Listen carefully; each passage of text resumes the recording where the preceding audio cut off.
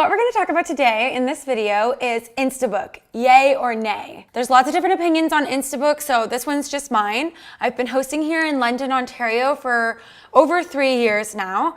I have multiple properties and I run them regularly on Airbnb. I do not rent on any other platforms. This is the only one that I prefer to use, and this is my experience with InstaBook. A lot of people always ask InstaBook yay or nay, and a lot of the prompts in the website are going to say that they prefer you to do InstaBook. Airbnb does their own checks of valid identification for anyone who's going to instantly book. That's what InstaBook stands for. So Airbnb does their own checks in order to make sure that no one can instantly book your property without uploading an identification. But my personal preference is no more InstaBook, and I'm changing my opinion from what it was before, and I'm gonna tell you guys why. There's some very important reasons why in my years of hosting, I do not do InstaBook anymore. Firstly, I'm running a lot of properties and people need to be vetted properly. I really need to know who's in the house. When you have InstaBook on and someone books right away, one of the issues I've dealt with is that they are booked in and I haven't gotten the notification in time, or one of my managers doesn't get it in time, or they've instantly booked it too late and no one notices, and then you have someone showing up late at night. They've been given the instructions to get into your house, or they can't figure out how to get in, and then they're pissed off and they're not going to give you a good rating because check-in is now not going to be 5 stars because they can't get a hold of anyone, and they expect, because they've booked instantly, that they are going to be able to get a hold of someone right away. I'm not available all the time. I'm not just an Airbnb host. I'm running a real estate business. I'm dealing with another investment property that's under construction. So I personally cannot make sure that I'm on my phone to answer Airbnb all the time. That's one of the reasons that I don't have InstaBook on anymore, because InstaBook provided too much chaos and last minute bookings. Now, a side note, you can set in preparation time, which I'll show you on the screen here. There can be preparation time if you do InstaBook. I said do. If you do InstaBook and you need preparation time, you can do same day cutoff, or you could do 1 day notice, 2 day notice, 3 day notice. If you do decide that you'd like to do InstaBook, but you don't want to run into the problems that I've had in the past, then what I really recommend is doing a cutoff, which I'll show you on the screen here. So you could do 1 day's notice, 2 days notice, 3 or 7 days notice, which gives you lots of time, so you're not going to get someone same day, because that's where I ran into problems. So for me, because I'm not on InstaBook, I do say that people can book as late as 9 p.m. The reason I do that is because my rooms are run that everything's always ready as soon as someone checks out. So I'm always prepared for the next guest. I don't have any preparation time. As you can see, you can block a night or 2 nights before each reservation if you need preparation time. For me, I feel like that's more like people that host 4, 5, 6 bedroom places that, you know, allow events and parties. That would be more what's required for like a deep clean for that. But it's not really required for me where I'm doing it by the room, or the small units that I'm doing right now, which the biggest one I'm running as its own unit is 2 bedrooms. Down here, you can also pick all future dates. So if you're wanting to do all future dates, like you think you're gonna be doing Airbnb forever, like then leave it on that. That's kind of what I do.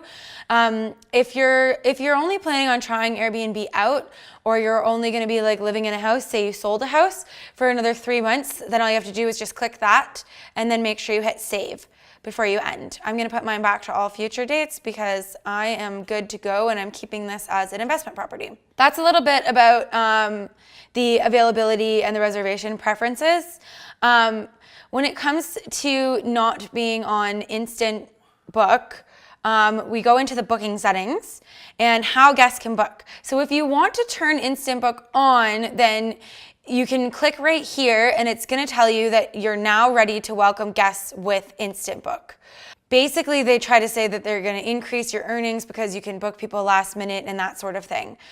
I just prefer not to do it because when all guests have to send a reservation request, I can vet exactly who's in my house and confirm that they're gonna comply with the no alcohol, no marijuana policy. All my properties are not allowed to have any parties, and they're all sober properties. So in order for me to really vet who's staying at my houses, to make sure that there's no issues with people that are wasted on my property, basically I don't have InstaBook on because that's the way I wanna run my properties. I don't really have a lot of problems with any of my properties with Airbnb or bookings or anything, since I've made that rule that there's no alcohol allowed.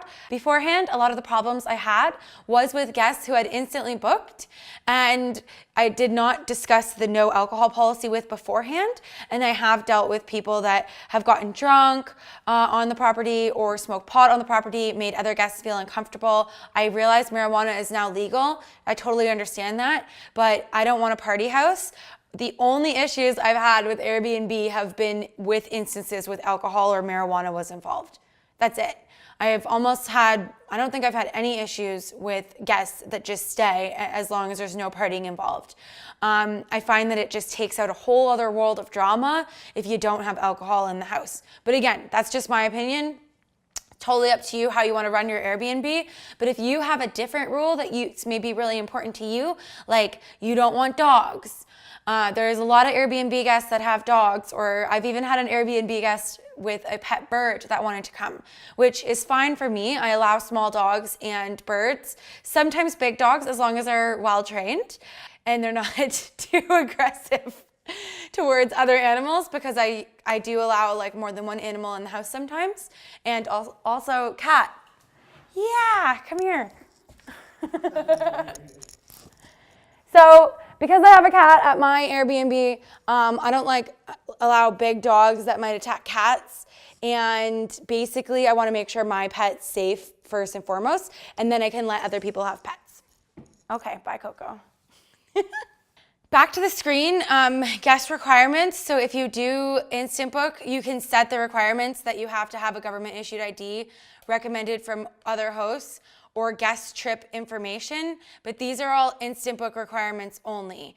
I don't have them set because I have each person send a request in. In conclusion, most of my main points about InstaBook is, personally, I don't do it anymore.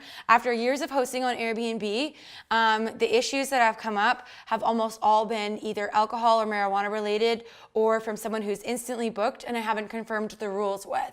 So in order to take out any chance of chaos or drama in my hosting, I have taken out those two probabilities. No one's gonna be drinking, no one's gonna be smoking, and nobody is going to be instantly booking my property. That's the best advice I can give for you guys to have the most control over who's gonna be in your house. At first, my number one concern was, of course, that I was going to deter bookings or I was going to get less bookings. That was my number one concern, that I wasn't going to be booked as often, but that has not been the case. I'm booked fairly often. I get repeat guests and I get people that want to extend all the time. So basically, happy Airbnb, happy life.